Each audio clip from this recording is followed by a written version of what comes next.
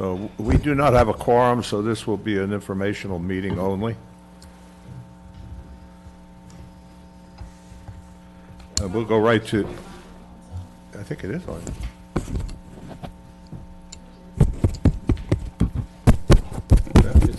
It's on, just doesn't do much. All right, we will not approve the minutes since the meeting is not official. Let's go right on to new business, which is the Mr. Darden with the park study presentation.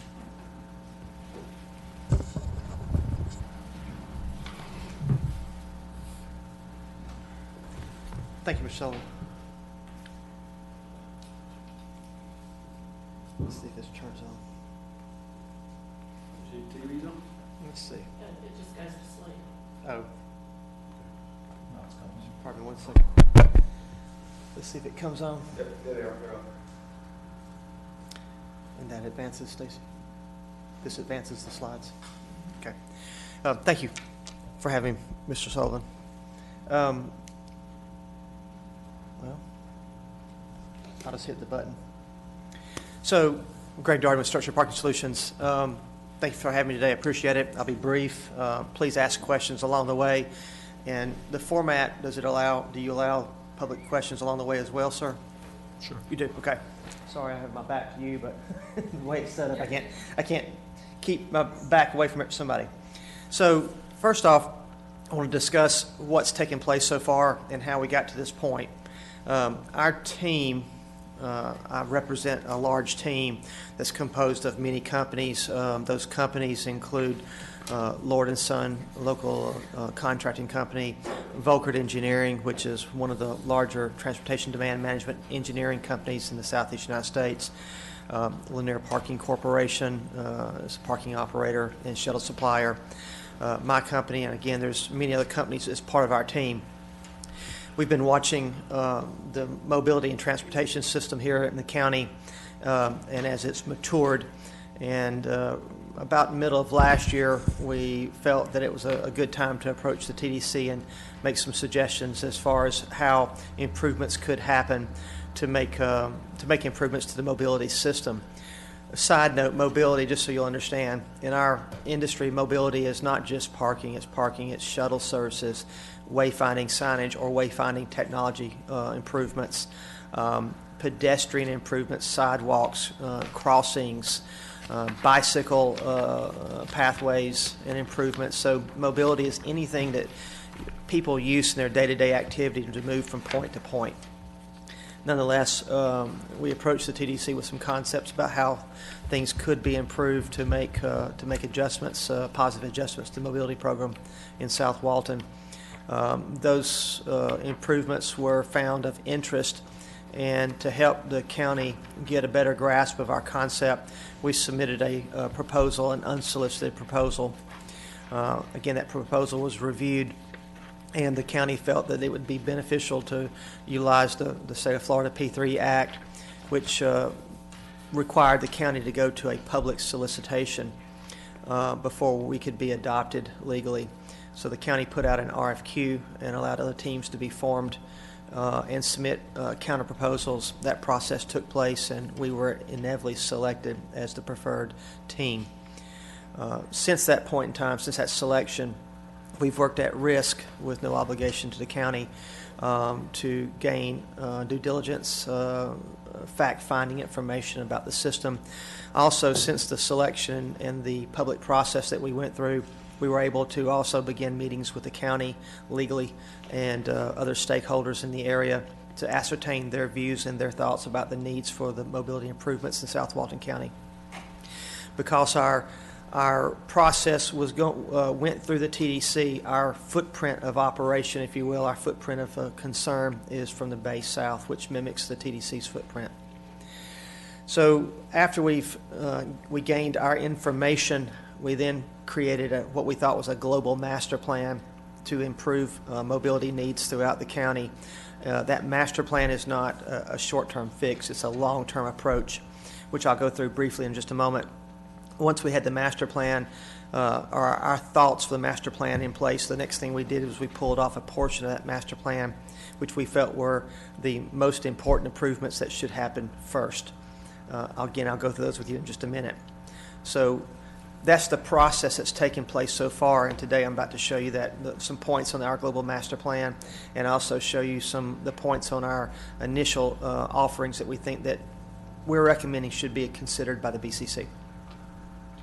So from the point of view of master plan, and I'm sorry I don't read slides, you're welcome to read these yourselves. Globally, we believe that the county needs to consider moving towards a mobility plan that is focused on ride share and alternate forms of transportation.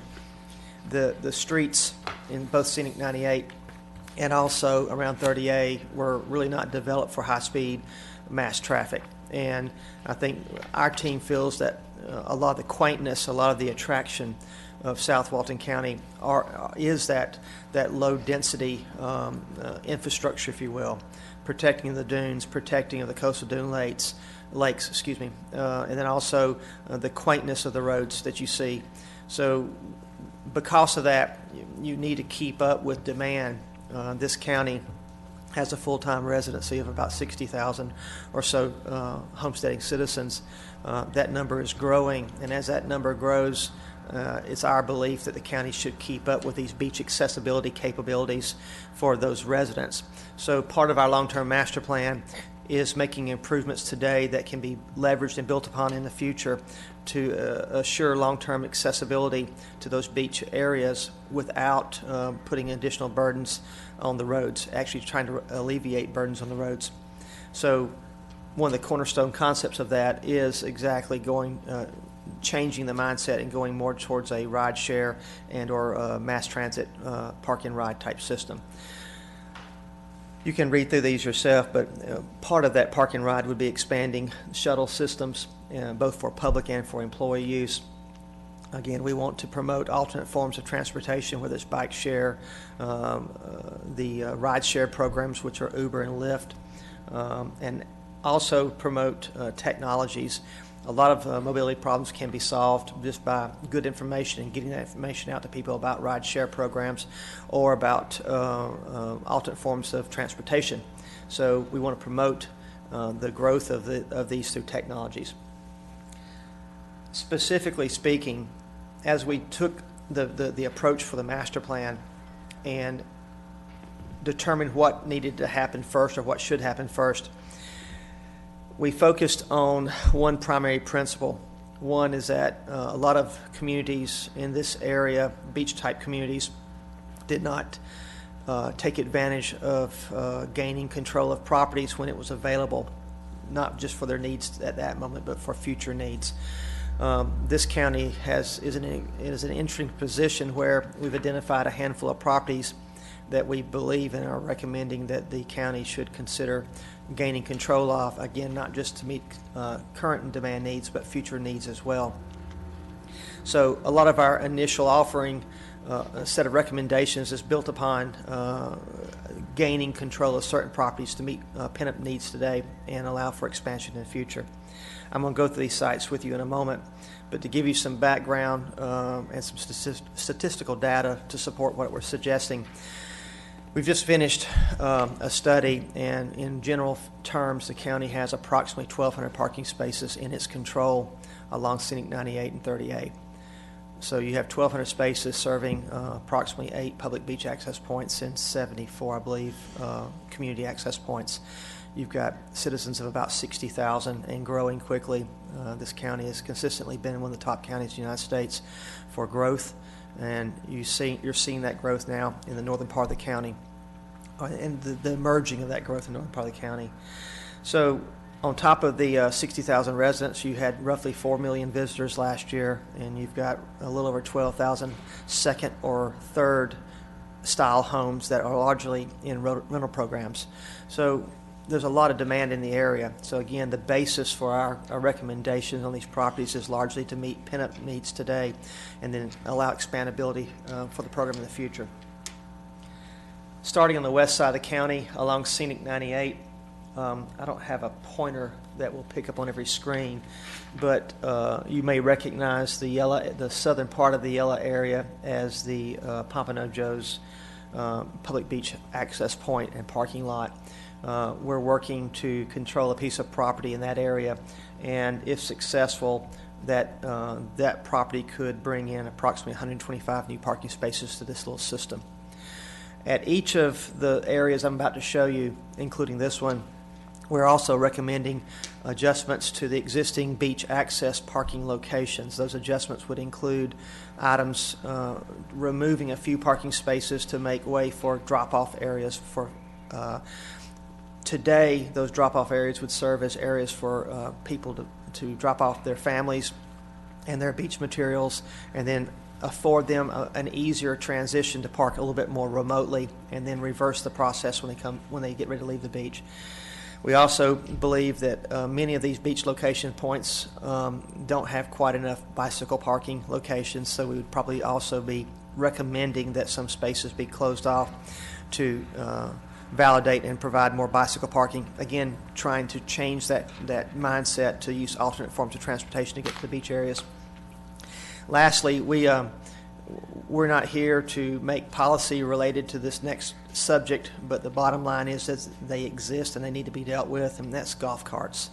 Beyond the scope of our policy or our recommendations here, but they do exist within these systems, and it is a woeful squandering of property to put a golf cart in an existing vehicular parking space when you can easily get two golf carts parked in one space.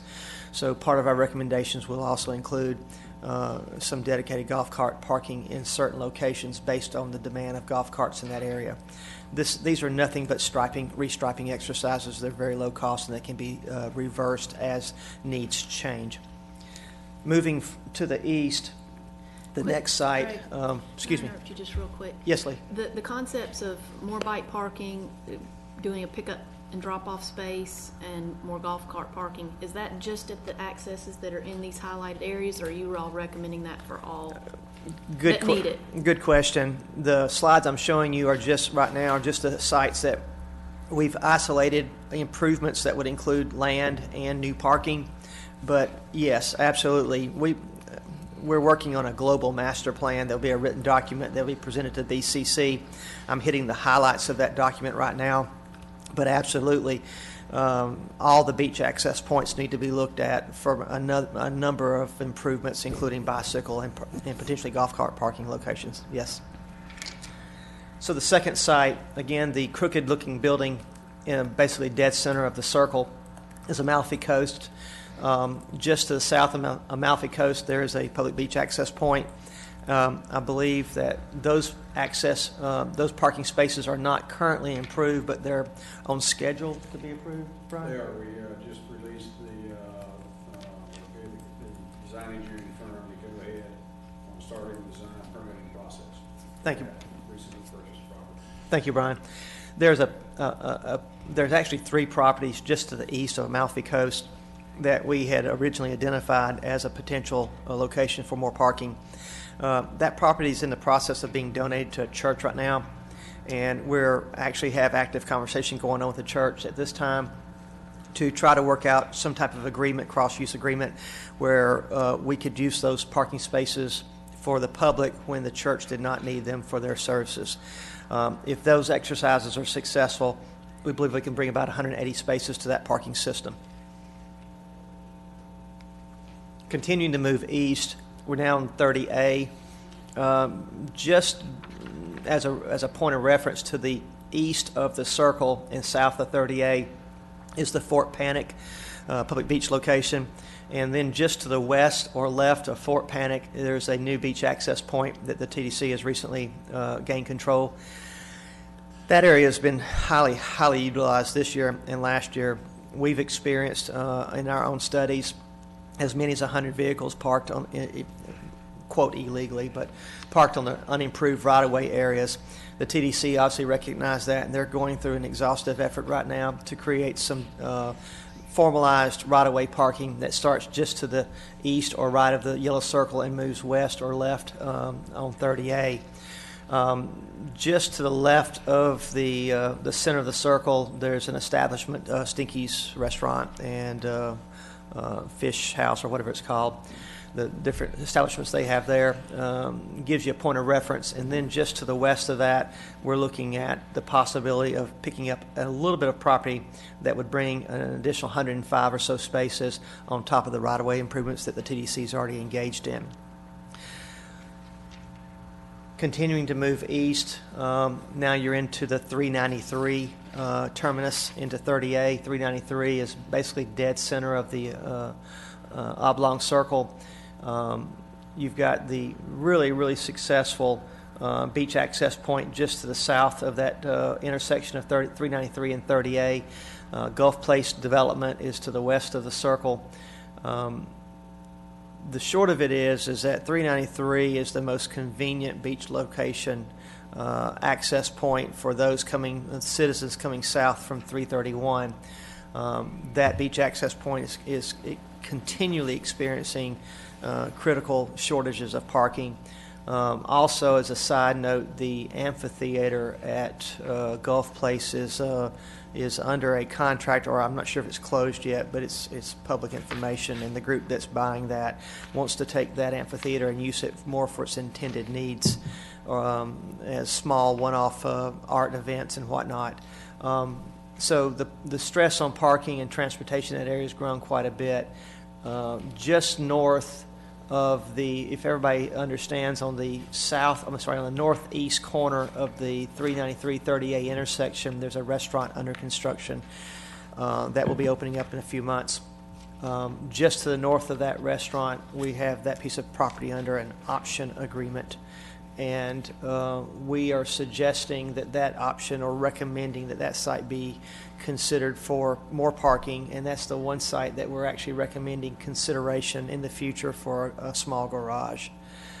If successful, it could bring approximately 280 actually parking spaces to that system if it's approved, and et cetera. Continuing to move east, we're now into 283 and 30A. The beach access point to the south of that, the Grayton Beach access point, is wildly successful for local citizens. There's absolutely no available parking in that location on the south end of that yellow circle. The restaurants and businesses in that area pretty much are utilizing most of the parking during peak season periods. The county, or the TDC, recently purchased at the north end of the yellow circle the triangular-looking piece of property just to the east of 283. The TDC purchased that property. It's approximately 7 acres, and we're recommending at this point in time just to make some improvements to that existing surface parking lot, both lighting, landscaping, reassessment of the parking layout. We think we can get about 180 spaces there. Also, this is the beginning of our suggestions for shuttles to start moving people more towards a shuttle-oriented system. We're proposing and recommending that a small regional shuttle be run from that parking lot south to the Grayton Beach access point during season, again, to start bringing that mindset of parking and ride and making it easier for people to do that. We also would like or are recommending that an employee-type shuttle be run from that location back to the east on 30A, back to Watercolors in Seaside area. There's been success with that concept by Seaside, who implemented a similar type program the past 2 years, and we'd like to take that, but not make it just a Seaside employee shuttle, but make it an employee shuttle for the general area. Side note, long-term wise, we're also beginning to have conversations with FDOT about the possibility of gaining property along 98 that would become our next regional park and ride locations. So if we can get people moving into the concept and accepting the concept of park and ride, then we'll expand that northern to 98. The last site is that we have recommended is 395 and 30A. You may recognize this location as Watercolor in the Seaside location. We have an option on a piece of property on 395. Most of that property is in wetlands, and the conversations that we're having internally right now is about dedicating the wetlands portions as some type of conservation district back to the county that could be used for a park or whatnot. And then the extreme northern piece of the property, we're suggesting that would be a surface parking lot initially, and we believe we can gain about 75 spaces there. the shuttle coming in, the employee-based, largely employee-based shuttle coming in from 283 that I just talked about a moment ago would be coming into this area and serving the businesses of this area.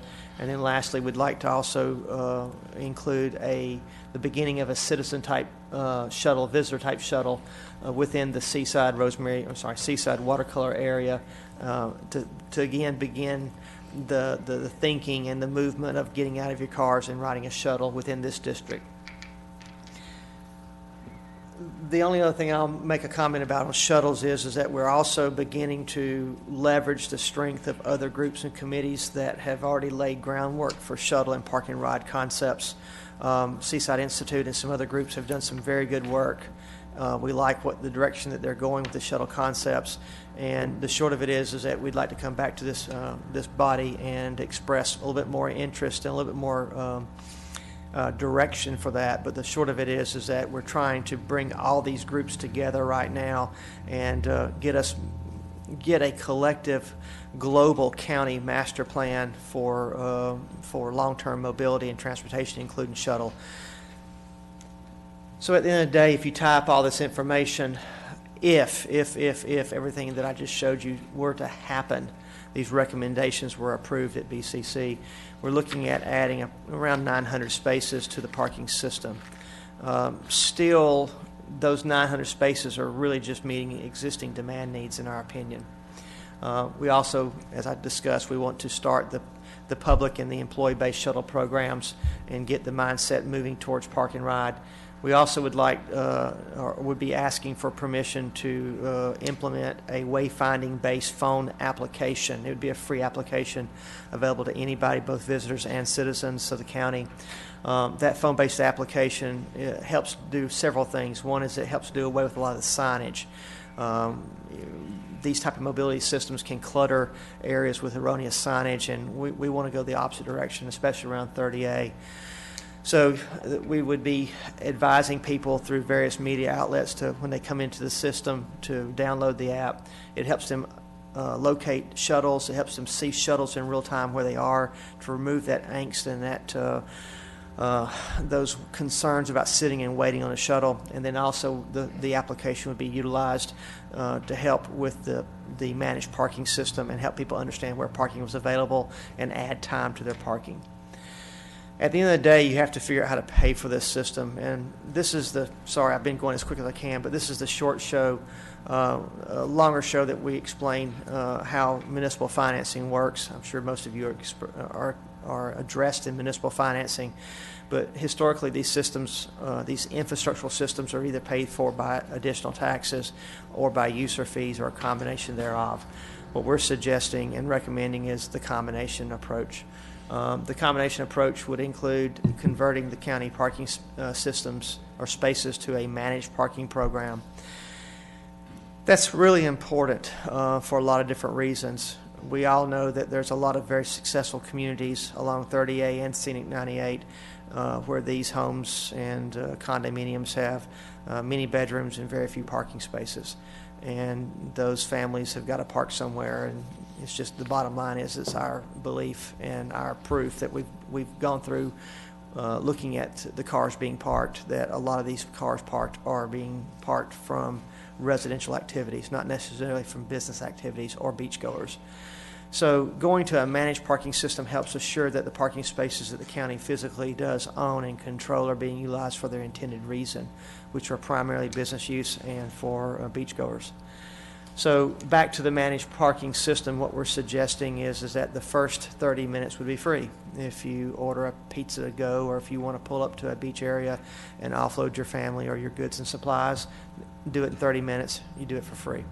First hour is $2, and each hour thereafter is $1.50 and a $15 daily max if you park all day long. To help assure that we're mitigating any undue burdens and costs on the citizens, but at the same time, people who physically, when I say citizens, people who physically homestead in the county, but at the same time afford them additional accessibility, we're suggesting a $35 annual parking pass to those who homestead in the county. That parking pass would not guarantee them a parking space, nor nothing different than they're guaranteed today, but it does guarantee them that if a parking space is available, it would be there for free for them. So at the end of the day, I'm sorry I went as fast as I could. This is a very extensive program. I hit the high points, and I'd be more than happy to answer your questions at this point in time. I have some questions regarding Scenic Gulf Drive. Yes, sir. There's 105 parking spaces along Scenic Gulf Drive in front of Majestic Sun that was built by the county some Yes, sir. 10 years ago, and I've suggested before that those parking spaces be taken over by the TDC and make them beach parking, which would enable us to control that parking. Right. Currently, about 75% of that parking is taken up by employees and residents of Seascape who would rather drive to the beach than Right. walk over or use their parking lot. So that area needs to be controlled to improve parking access. The boardwalk to the west of Pompano Joe's is also a county structure which needs to be improved to the same extent it was improved down by Majestic Sun, and there would probably be close to another 60, 75 parking spaces that could be put on the beach side of that new boardwalk. I don't see any improvements suggested by your study that would fall on the county that is exclusive of a TDC effort. If you follow what I'm saying, in other words, the county, if the county doesn't turn that beach side of Scenic Gulf Drive over to the TDC for them to control, then it becomes a public works issue rather than a tourist issue, and I'm wondering, do you have recommendations concerning that? Okay, let me see if I can catch all your questions. First off, we've already looked at right-of-way, and the first spaces that you mentioned that were south of Seascape, yes, those are in county right-of-way. We understand that. And those are part of our program, so those would be, the entire county system would be managed, if you will. So you're spot on, and we agree. I agree with your comments that those need to be part of the system, and those spaces be managed to assure that who's parking in those spaces or who's supposed to be parking in those spaces. Go ahead. Have you addressed what I would call the western boardwalk? Yes, sir. The western, this is where I had the question. Were you talking about expanding the parking or controlling and managing Well, the there parking? is no parking on that boardwalk on the beach side. Right. But what would have to happen would be the same modification that was made At Pompano to Joe's. the beach. Right. Okay. My thought originally was that was an area that we needed to look at, was expanding parking along that boardwalk. I agree with that. But there's been some questions that were asked as far as environmental. You know, can we actually do that today? You have beach mouse issues, you have dune issues and whatnot. So at this moment, that is not on our field of scope of services as far as expanding parking around the boardwalk. It Well, doesn't mean yeah. that we wouldn't revisit it in the future. Yeah, I understand that comment, but the point is that those exact same issues were in existence in front of Majestic Sun. Right. When that beach was pushed back. Right. It's no different than building the parking lot at Pompano Joe's. When that parking lot Agreed. went down during the storm, it came right back up. There were no beach issues. So I absolutely agree. I've got no problem. Let us research that, and Yeah, we'll get back if to you, it- but I if it fully doesn't agree with get that. talked about, Right. it's not going to happen. So if it's not in your study to say these things need to happen, it's not going to be considered. Right. So what's the areas that we isolated? I'll make a note about what you just said real fast. Pardon me 1 second. Well, I'm talking about the boardwalk structure that is, I guess, east and west of Pompano Joe's. I guess it goes from I can't give you a street name, but west of Holiday Road, there's a narrow boardwalk that runs all the way up almost to the county line. Right. I can't use a pointer with the way this program is set up. So Pompano Joe's is at the southeast corner of the yellow circle. That's the physical Pompano Joe's, and then the beach Yeah, parking well- moves west of that. It actually goes, unfortunately, I don't know the street name, but I want to say maybe Sandrift. Sandrift West. Right. On the beach. Right, Is an existing boardwalk, right. which has to be, Oh, it's long. It's, yeah. it has to be it has to be turned over to TDC, it has to become beach parking, and it has to be improved. I mean, that's, and you, if we have 105 parking spaces in front of Majestic Sun, you can easily put another 125 on that existing boardwalk. Agreed, agreed. So, I mean, I think we should approach the environmental issues, Okay. we should ask about it, and find out why we can't move the beach mouth a little south, just like we did at Miramar Beach. Fair enough. Brian, I'll get with you on that. We'll talk about that. Okay? Thank you. That's all I have. Craig, just to give an idea of the scope of this, or the impact maybe, how, you said it would add about 900 something spaces? Roughly. If everything was approved If through all of that permitting and through by BCC and everything else, yes. Yes. How many county-owned parking spaces do we have in the south end now? Roughly, just a hair over 1,200 spaces. How many? 1,200. Just a hair over 1,200. Thank you. Now, I understand a lot of those spaces are 2, 3, 4 spaces at what are called community beach access points. So and a lot of those spaces are really not ascertainable by the citizens. So you got to think a little bit further. It's not to say that you've got 1,200 true spaces that are easily got to by the citizens. A lot of these are used right now by the communities that the small regional beach access points serve. I've got a question about Yes, ma'am. the one at Grayton Beach. So you're going to improve, and you talked about a garage possibly at that space. Was that the? That was at Gulf Place. Oh, that Yes. was at Great. Gulf Place. Okay. So at I went to slide. So Grayton, there's an existing 7-acre piece of property at Right. the north end of that yellow circle that the county or the TDC already has control of. Okay. They've already purchased it. And at Grayton, all we're talking about doing is making improvements to the existing service parking lot for right now, and then creating a shuttle. And then creating the shuttle. Yes, ma'am. Okay. Right. And so my question is, are there plans to be, or I don't think there are now, but are there public restrooms at that, At the Grayton Beach area? on the parking side? Are there plans to do that at the parking side? All right. So at the northern parking lot, Mm-hmm. the 7-acre area, whenever we're doing a park and ride situation, there'll have to be consideration both for shelter and for bathrooms. Yes, ma'am. Now, at the beach area, that's beyond the scope of Brian may know, but I don't have any idea if there's any improvements planned for Grayton. We have requested a RFP from the Continuing Services Engineering Pool. I expect that to be going through central purchasing this week or next week, and we'll take it to the BCC for approval. But it is an RFP for property assessment and feasibility of the bathroom. It's not complete design permitting services. Right. That would be for a restroom facility at the beach access point at Grayton Beach. Right. Location to be determined. More That- than likely associated with existing boardwalk, but it may be over on we own a piece of property there as well as lease property there. Mhm.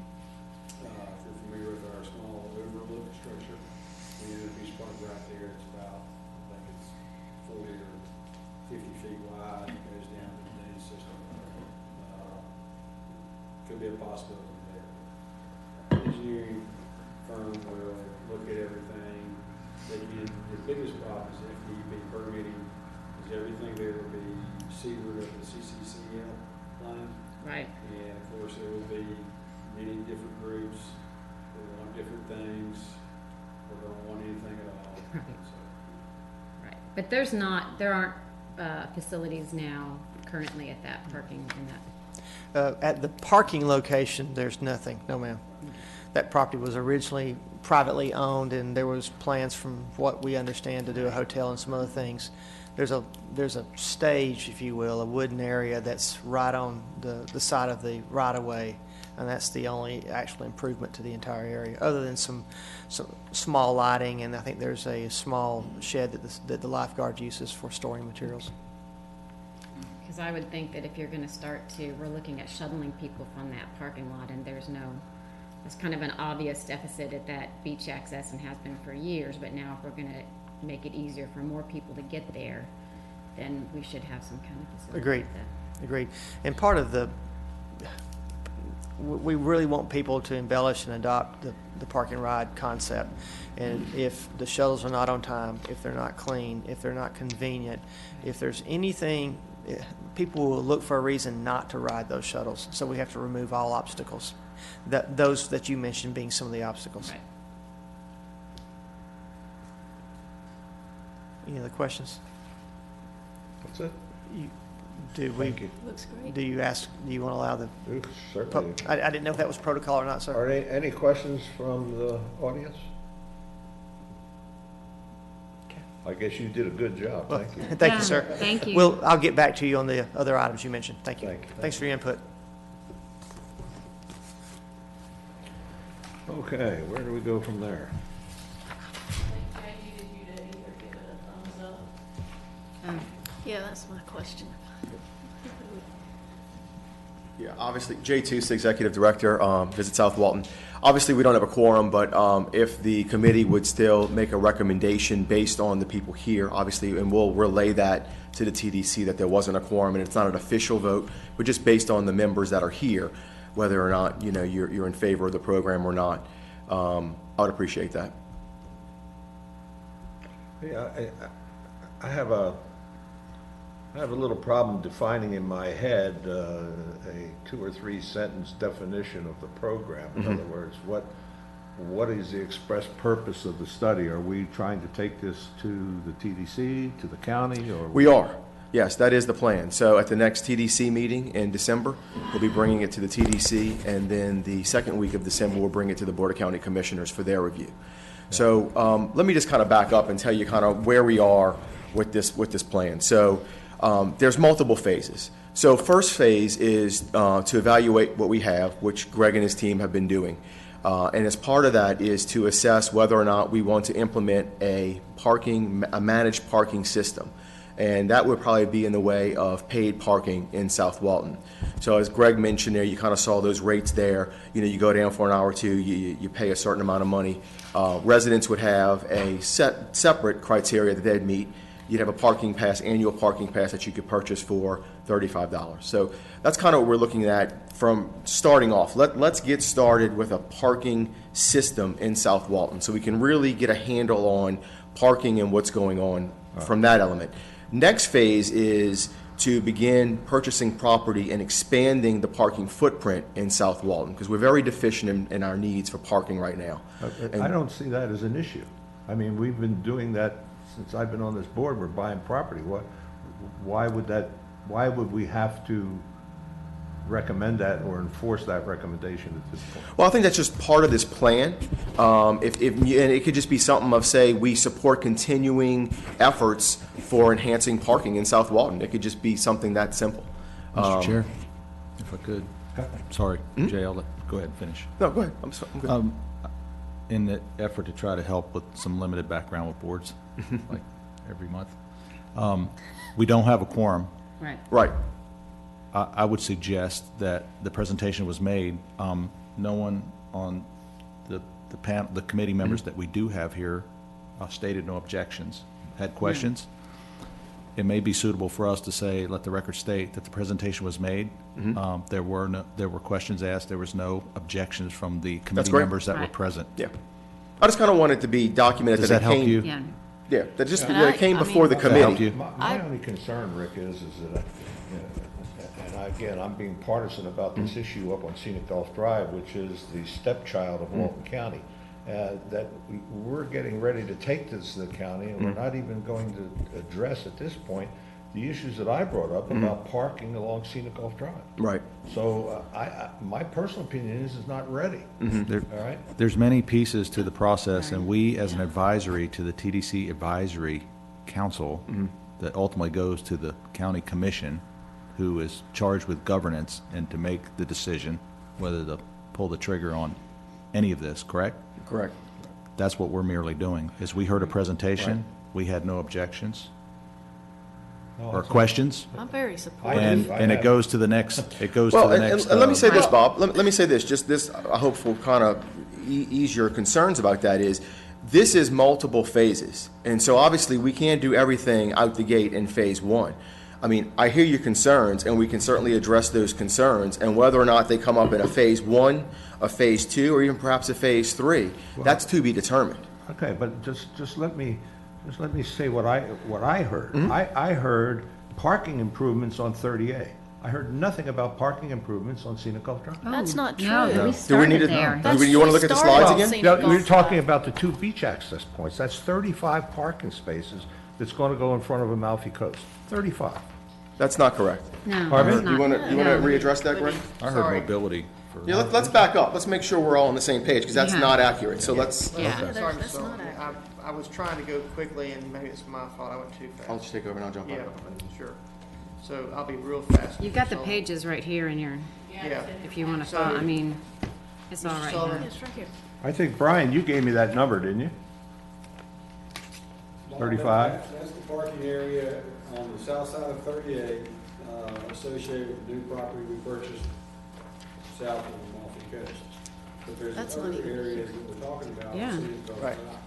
I mean, that's like 180 and 125 is what he proposed, That's right. increased for Miramar Beach off of 30A. So it's not all about And- 30A. And it was agreed that your suggestion of improving the right-of-way to the east and west of the current Miramar Beach access is a good idea.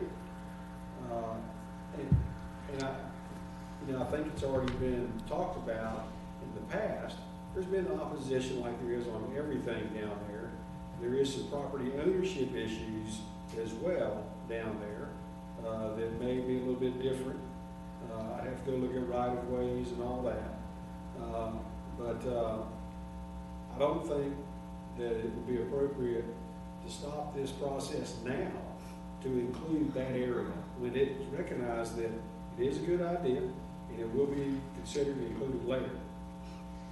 I agree, and also to add to that, there are a plethora of parking issues along 30A that are not addressed in this phase either. Well, And right. that's fine. You So- can't do it all at once, but when you look at, I mean, I'm looking at this overall map that shows these different yellow highlighted areas, and 2 of the 6 are in Miramar Beach on Scenic Gulf Drive. Right. And you're talking about over 300 Well, spaces let's- created. let's- So let- I think we've got How many? some of that. It- 300. Yeah. There's 125 in And one and 180. 180 in the Right. other. So. You're talking about Pamela. Yeah, so Mr. Sullivan, let me address his question, because his question is really what all this is coming from. So yes, Mr. Sullivan, when we first started off, that's the first area I showed you, and we're working towards gaining property control that would bring about 125 spaces to that area, the west side of Scenic 98. The second area I showed you was the Amalfi Coast, and I explained that we're working with a church, and if that's successful, we could bring about 180 spaces. Now, with that said and done, give me just 30 seconds here. What we're actually going to be asking the county commission for approval for is to begin a series of initial recommendations. And those initial recommendations are the managed parking system, some limited shuttle work, and also the phone-based application.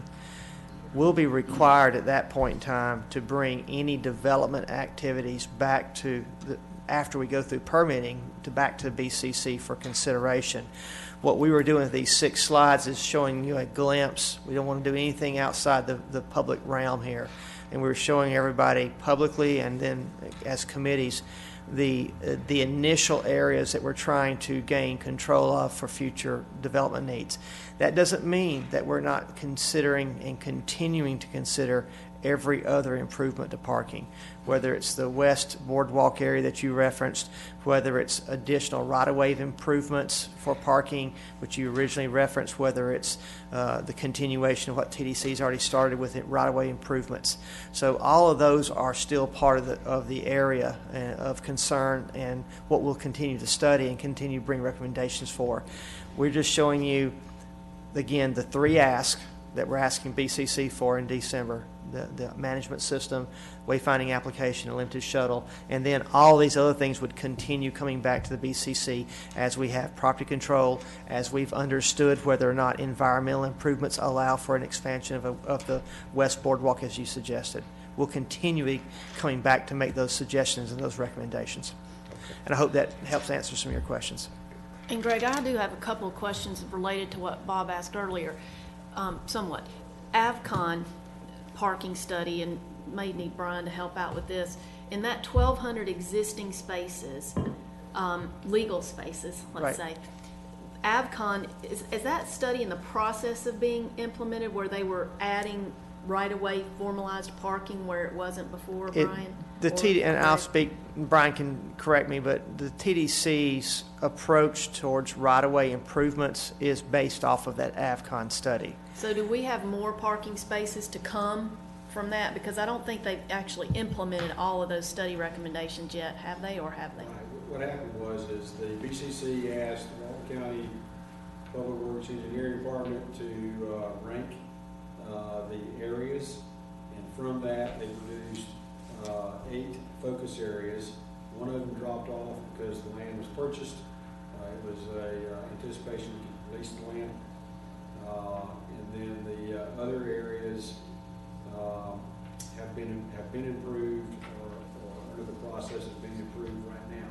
Okay. There's been no discussion about going back and starting the other areas because we have embarked on this process here where structured parking solutions would identify areas. I'm sure they would use the AvCon study. Okay. One thing we did recognize, though, is the AvCon study had a few discrepancies or flaws, as in they used old satellite imagery, and they apparently did not go out and identify areas that have been improved. Plus, it was produced in April 2014, and since the other areas have been improved. Right-of-way parking gets seriously affected when you start putting in driveway cuts and business parking lot cuts and stuff like that. Which explains the discrepancy between the 1,200 and the AvCon study, because we actually put boots in the ground. Okay. And then my other question, Bob asked about that parking south of Seascape, and you said that would come into the overall, if it's approved, it would come into the overall managed parking program. So if employees or whomever are using those spaces that really are conducive and meant to be beach parking, in the management system, will that be addressed? Will attendants or whomever actually be watching for that and trying to manage that? So yes, the short answer is yes. If the BCC approves our initial recommendations, the next step is that we would begin working on contracts, but we'd also be working on specific management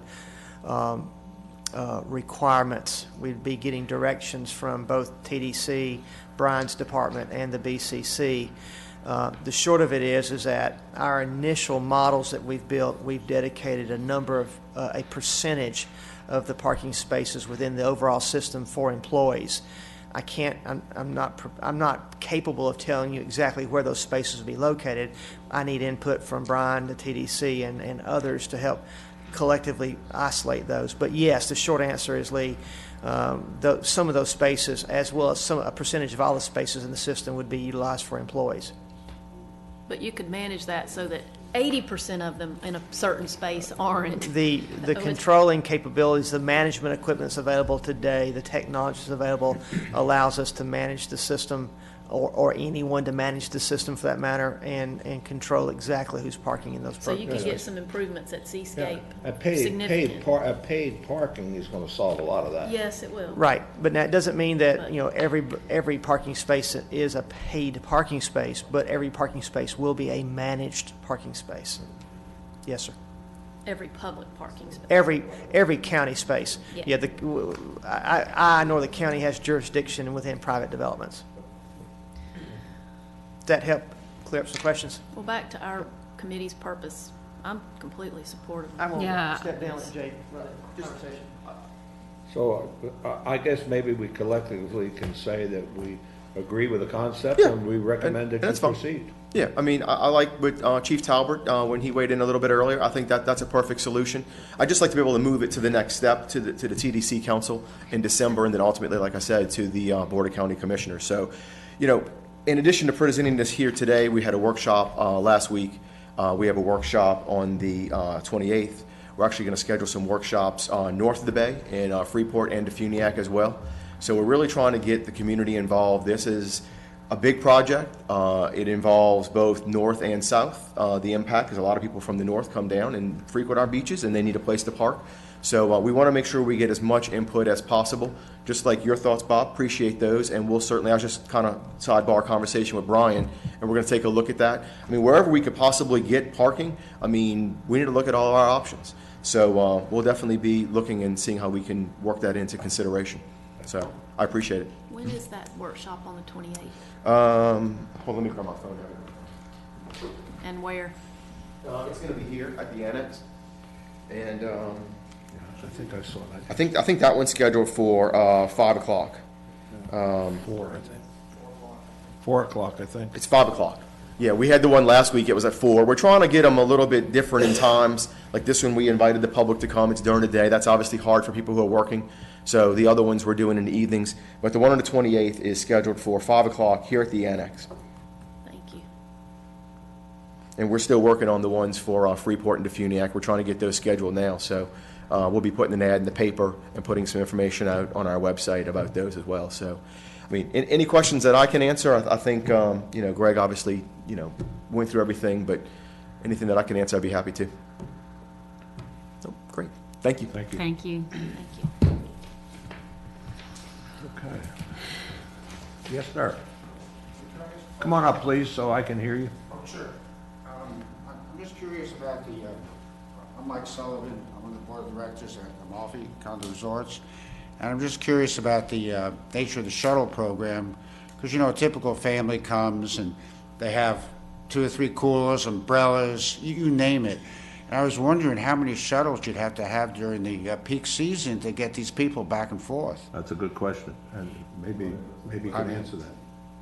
Yeah, because Sure, you're come on going to up. have all this equipment, so to Yeah, speak. I agree with you. I And then think, people come back up, and what if it rains? Everybody runs up to the beach so they can go to the mall. well, the prohibition on tents will relieve a little bit of that. But Okay, but still, yeah. Yeah. with Do you want everything to else address and- the fact that, people who come to the beach for the day with their coolers and boxes and chairs, and how are you going to accommodate that on a shuttle? Right, so, good question. First off, for the record, we don't have any shuttles planned at this moment Okay. for the scenic 98 corridor, first off, just so there's no misunderstanding.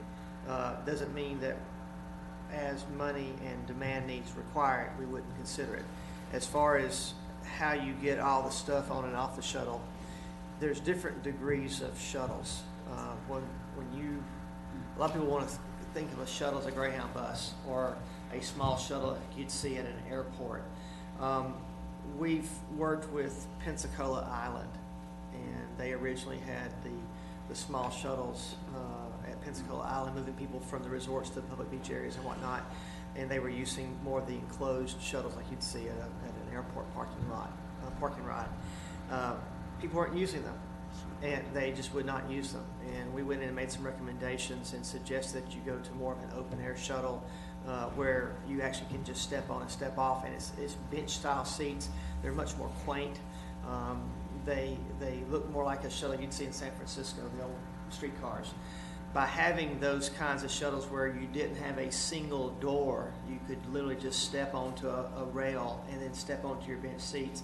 It's much more actable to getting a cooler or an umbrella or whatever the case may be. We just recently also made a recommendation that they add bike parking or bicycle racks to the front of shuttles in Pensacola, and also add a rack on the back for additional oversized beach materials. So it's a good point. I'm not diminishing the point.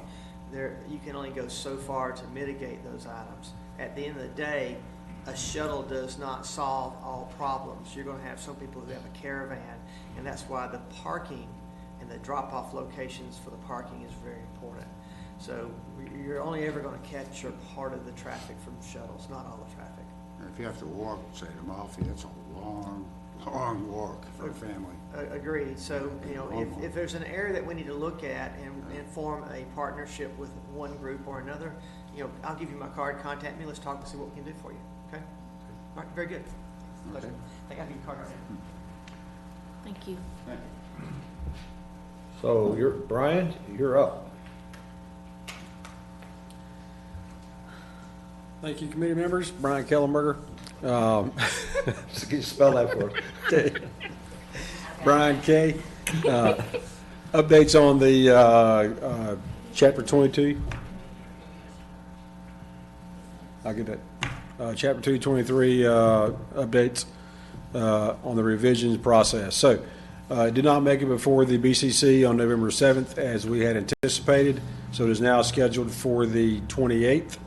And that will be where we bring back the compiled list for the BCC to discuss and consider which items they want to change, either revise, omit, or add.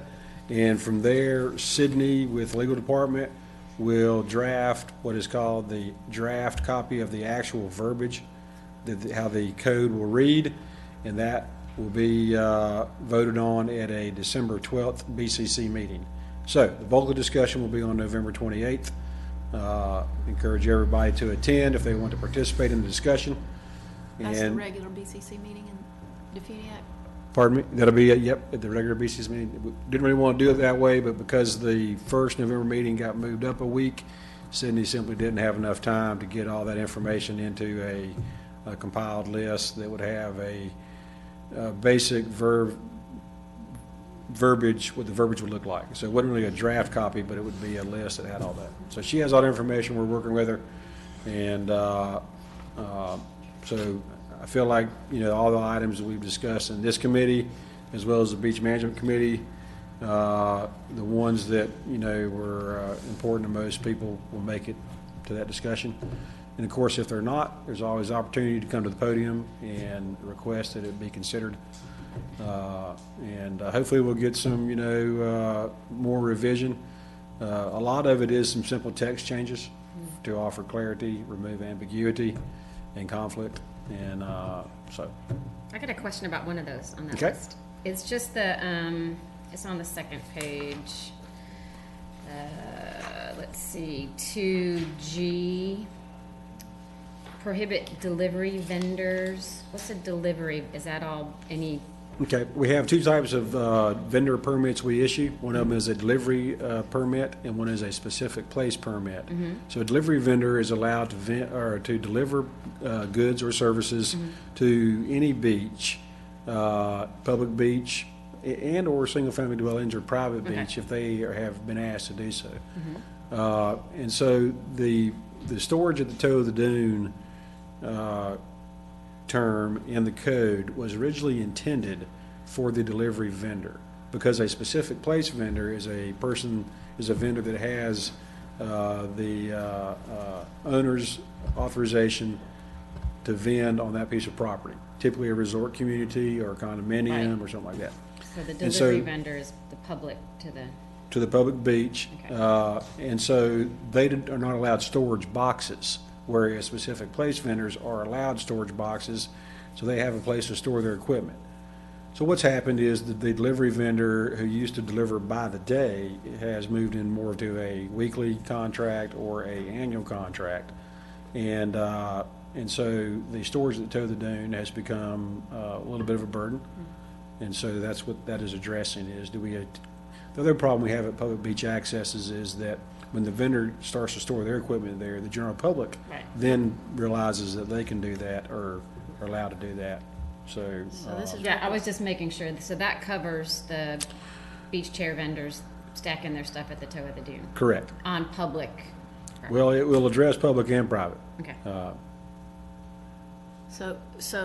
And that includes like big white boxes and all that mess, that's not gonna, Doesn't include the boxes that are associated with specific place vendors. They're allowed to do that. but that's not at the public beach. No, we don't have any That's- boxes at that's what I public mean. beach. That's what I mean. Right. Okay. Rosemary, yeah, that have their. Correct. okay, Gotcha. Correct. What we're looking for is to resolve the problem we have now with stacks of equipment on public beaches and at other, in some cases it is private beaches where they may have delivered to a single-family dwelling or somebody or private property owner that does not have a specific place permitted vendor. And so there's not a box there, and they just, it gets stored there. I have a question about one of the things that we discussed. You had recommended a specific small language change to address the vessels pulling up to the beach and dropping people off and picking people up in kind of an unmanaged way. And I think it was going to make those folks comply with the exact same regulations that, say, a charter boat would. I guess they're corralled areas they have to come up in and away from swimmers and all that jazz. And I don't see that here. I don't know if that's should be part of this. Did I refer to that we have verbiage in there that addresses how boats can interact with the shoreline? Yes, and there was, you said Okay. we needed to just change the language a little bit because the way it was written today, it really may not apply to just a boat coming up and dropping off and picking up Okay. people. And I think it's been happening, and it's been driven, I think, by the offshore reefs and, Right. and boats coming in and picking people Yeah. up. But there were safety concerns about Okay. just pulling into where Yeah. swimmers can be and all that jazz. Yeah, I vaguely remember the conversation. I thought that it ended with that we already have current rules that govern private boats as how they can react or interact with the shoreline, and the charter boats have specific verbiage in there. So if there's people that are using boats for commercial enterprise, in other words, if they are doing a boat shuttle to the reefs, they should fall under the vending activity. And, the section in the 2260 that addresses charter boats is just for charter boats. I think maybe that was what I was referring to, is that we ought to include verbiage that. Yeah, you said change one word to like vessel or. Right, yeah. I can't remember exactly what it was, but Okay. it was like the language was too specific. Oh, I know what you're talking about. You know what I'm There talking is some verbiage in there about jet skis, Yeah. and that's what I was referring to, is we ought to make it encompass, Vessels yeah. instead of vessels. just jet skis. And Right. that would probably address the problem. Yeah, let me look at the other section I can't remember, it's one of the earlier sections about no wake zones. And Brian, to your knowledge, based on the recommendations that were made by all the committees in the public hearing, are you aware of any concerns or issues with any of the recommendations that were brought forth? No, there were a few that were brought forth in the Beach Management Committee that didn't make it on the list because they did not recommend Right. approval. Right. It wasn't associated with the ones that were introduced by this. Right. All the items introduced by your department was not much discussion on. They are moving forward. And then tents, are one of the big items. There was no Yeah. recommendation by Beach Management Committee on tents. I did see, I was not surprised, but I did see the grill issue made it forward. That I know that was an issue Yeah. with members of our committee. And I do recall the issue about the vessels, about the reefs, but Yeah. I mean, We'll, from my point of view, and my responsibility as a member of the council, I'd be remiss if I didn't say I have no issues with the reefs and what that brings to our area and that feature. Right. The issue for me is about boats. It's the safety aspect. I'm all Right. That about, was the I heard issue. here over and over, they're not present, that person's not present. I would say this with them present, that I get your personal freedoms, but when they start infringing on other people that are visiting our beaches, that could pose a safety risk to them and our most definitely. personnel Right. having to Yep. respond to that. That's right. That's when we're gonna make our point to say, go on the record and say, we have concerns about that. And that should be, I'm not asking for regulation, but it should be identified that there's certain guidelines that you Oh, use to yeah. make sure it's responsible. I agree. I'll revisit that, and while we're compiling this list, we still have some meetings with individual county commissioners, and we'll bring it up in those to, down at our inlet beach, boat launch access, we have signage, and that says, you can't block this access, and there's been some discussions about boats interacting with people swimming. And, a designated boat launch maybe is appropriate thing if people are accessing those reefs off of Grayton Beach. But there also needs to be some discussion about permitted vendors doing that. If they're doing it for commercial gain, then they need to be permitted. regulated They and need to be permitted. It's just Yeah. like anything else, yeah. And if there are life jacket requirements and all that, I mean, right now, it's just kind of not Right. being. Right. Typical with any new industry, so to speak, or new segment of the industry, they get started, and it is in Walton County. Hey, this looks like a good idea, let's go do it. I do. We do know.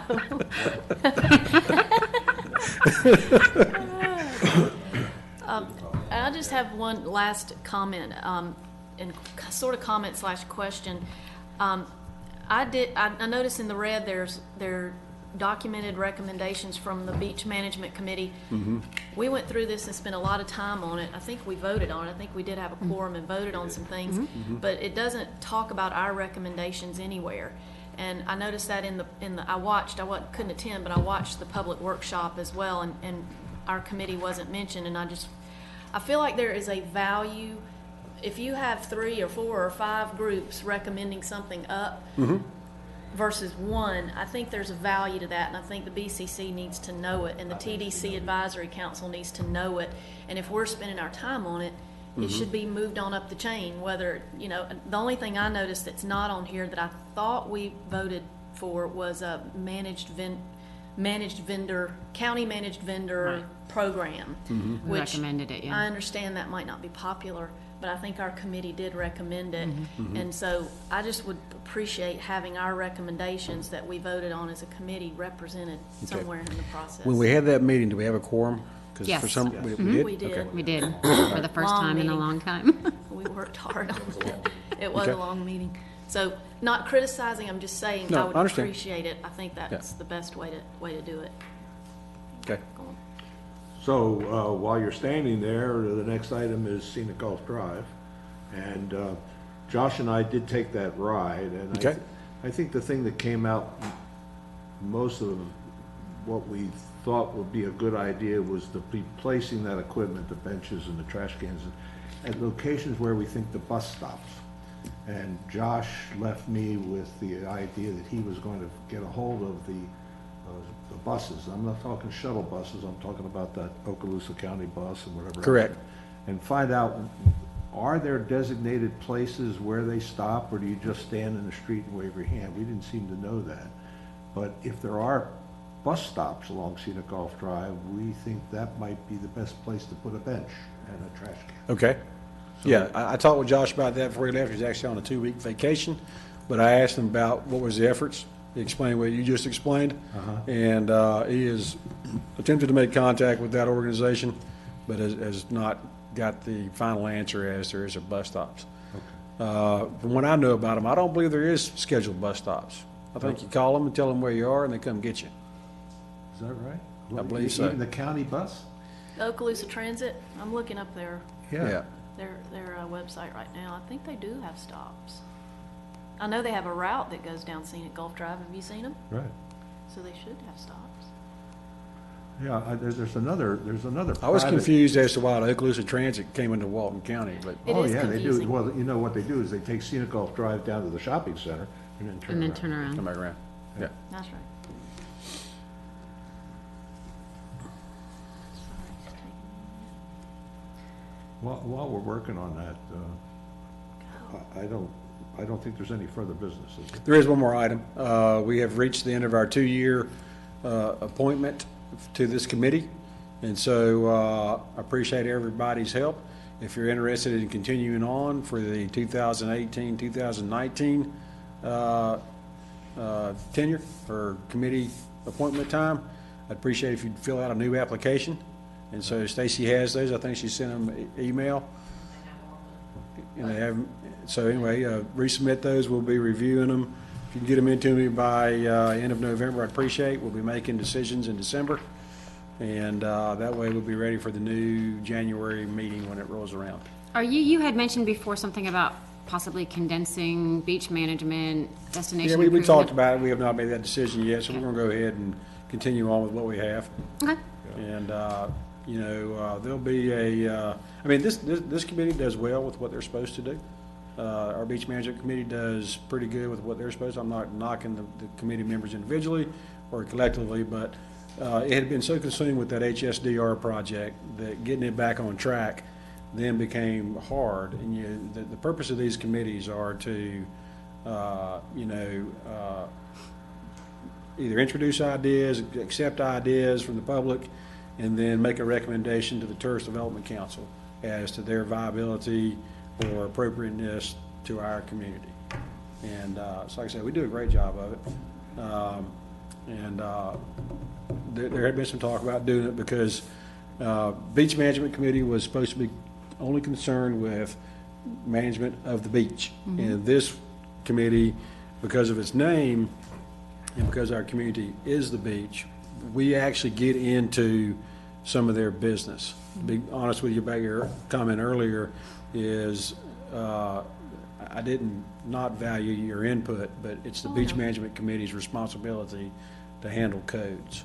While destination improvement is not necessarily not your responsibility, but the committee's really involved with, the way I look at it is with how to improve the actual.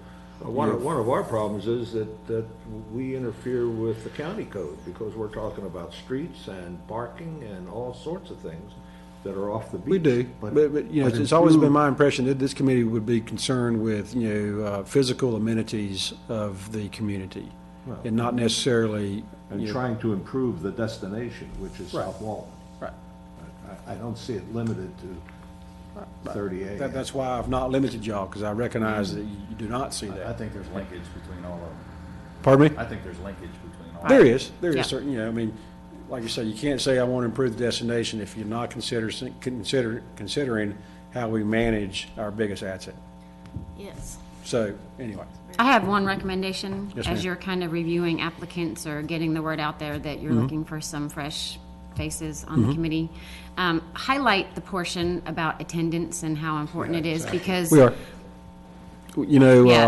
it's really, it's a hardship for some of us that run businesses to get here, and Yeah. we like being here. We do it because we're tied to the community and we want to make improvements and have a voice in that. But it's really hard to get here, meeting after meeting, and there's not a quorum because the same people are not here. I agree, we only have 6 meetings a year. And Yeah, it's for- not for us that to have hard. 2 meetings without a We quorum are.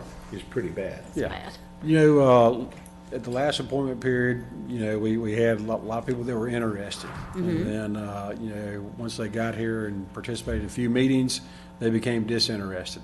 And, so we'll start the new 2-year period with a better idea, more focused or understanding of what we're supposed to be doing.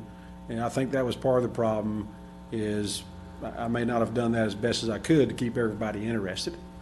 Some people just simply weren't interested.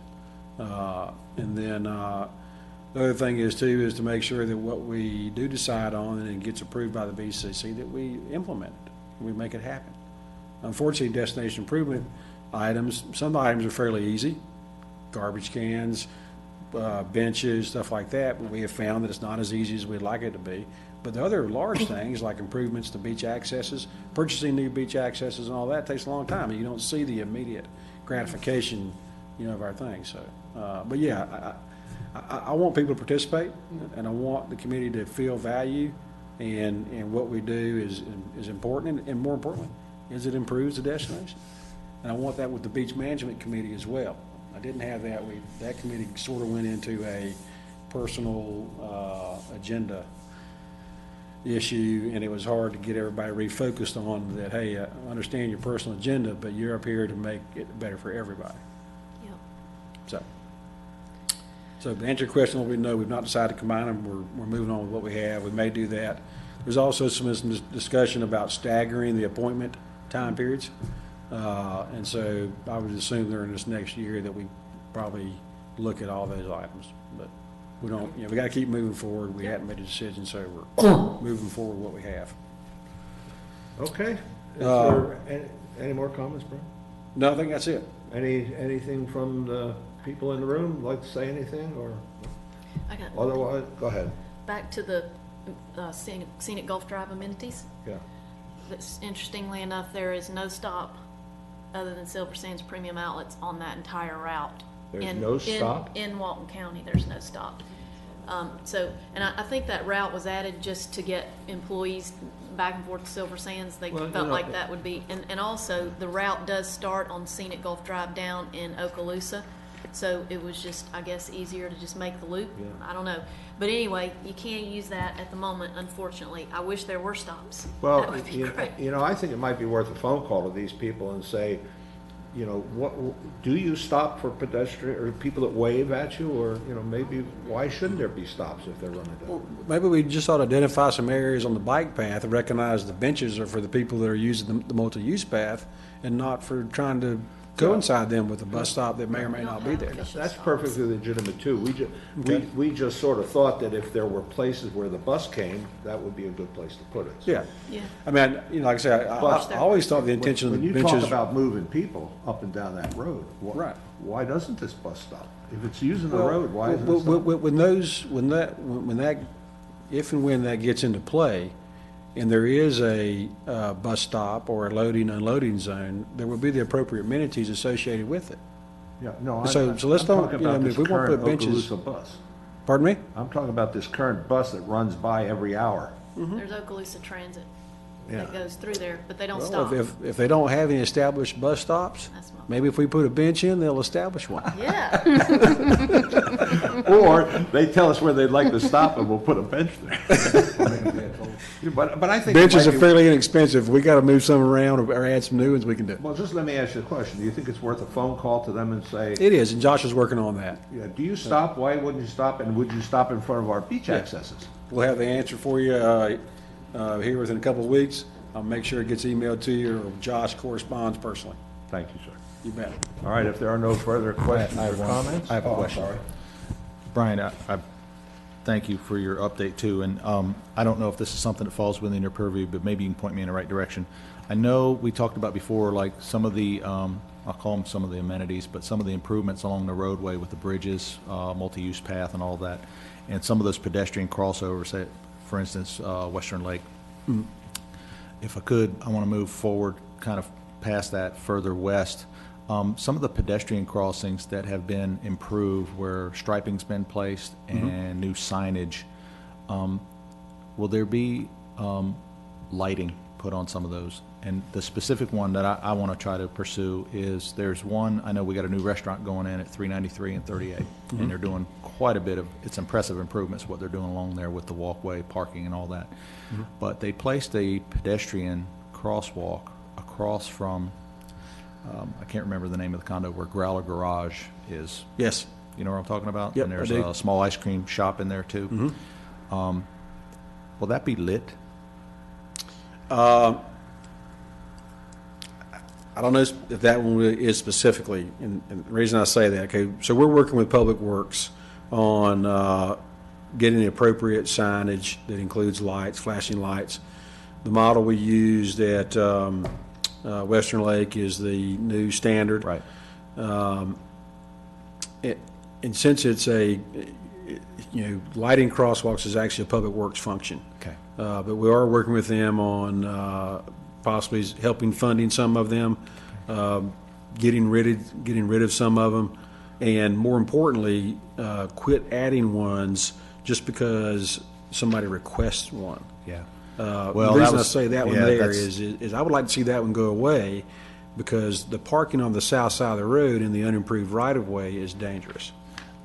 Correct, and I guess that's where I was kind of heading with that, because I know they moved one down where Gulf Place is, where they're building a condominium just west of Ed Walleen. Correct. And I believe that one's lit. I believe that It one is. has That's one of our new solar models. signage. Yep. And I know I was part of that, and there's members in the room that were part of, I'll call it the design charrette, where the parking folks came in and we talked about waste cans, signage, all of that. Remember that? And I remember the discussion distinctly about, no one really wants streetlights or anything on 38, but we know as a matter of public safety, with some of these crosswalks and things, you need to have some lights. And the one at Growler, I agree with you. I would invite anybody, if you go to Growler Garage, which I will say I've been, When you're sitting out there outside, you're having a beer and an anxiety attack basically in the evening because it is extremely dark.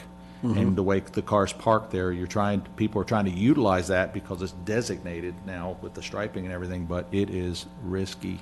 Yeah. So I didn't know if it's going to have lighting or not. No, I'm fixing to improve that right-of-way on the south side of the road with hardscape landscape, and because there's not enough room to park a car there. Correct. The cars are partway in the multi-use path, and they park so dense that it's dangerous for the people on the path, dangerous for people coming out of the regional beach access, heading east, and then trying to get over to the north side of the road. So there won't be parking spots along there anymore. You're just going to. Parking spots. No, Gotcha. part of our 38 parking project is also a understand. beautification project, and its main intent is to keep people from parking where we do not want them to park. Right. Queues up this project, so. Did I hear you say that the county has approved lighted crosswalks on 30th? We have a new system of lighted crosswalks, and so it is post-mounted signage with the universal crosswalk sign, and then it has a button-operated flashing light. So if you're a pedestrian and you want to cross, you touch the button, it flashes for a certain amount of time. And Now, is that a county exclusive, or is that a county? it's a county-wide deal. Because So, we have a pedestal lighted crosswalk in front of Surfside that was put in a couple of years ago as an experiment, right. and as far as I know, it died. So I don't know. We have on 38. They've tried a couple different, systems. I'm sure you're familiar with the in-the-road lighted pucks that are very problematic. The small pedestal things, cars don't tend to see them enough. And so, It was a bad system, but they left it there. yeah, so the new system is a Federal Highway Safety Association. So I think that's my compliant question with is this: most roadways. If we wanted to light the crosswalks that now exist on Scenic Gulf Drive, you Mm-hmm. just pick up a phone call Buddy Wright and it happens? Is that? No, it doesn't happen like that. Huh? No, it doesn't happen like that, and that's part of the Doesn't happen like that, huh? I know. So that was that's part of the problem why we have so many different systems and crosswalks in crazy places, green little delineator poles that look like fences, is because it used to be anybody called Public Works and Public Works would run down and do it. And so then there's now a concerted effort. We meet with them on a quarterly basis for all the things concerning road work south of the bay. Improvement projects, stormwater projects. Are you the contact point for this? Yeah. Okay. But keep in mind, we are in the process of fixing, changing, revising all the crosswalks in the Scenic Gulf Drive and the 30A corridor. There's a few issues. One of it's funding. I think they're $18,000 a piece. And then there's also scheduling it with Public Works, coordinating it with projects that are in the works, like the Growler Garage issue. We have that whole intersection is being redone. Who's the point man on this from TDC? You can contact either me or Chance. Chance is the traffic engineer for the county, and me and Josh meet with their group on a quarterly basis to make sure that we're all in concert with what's being done on 30A and so on, Scenic Gulf If I Drive. want to make some kind of an input, I would go to you or Josh. Is that? That's right. You answered my question. I appreciate it. Yeah. I still meet you at Growler if you wanted, but it's not- it was really a question. Just don't cross the road Anxiety there. attack. Yeah, if you want a little anxiety. We can observe it firsthand. Okay, so there being no further business, we're adjourned. Appreciate y'all. Thank you.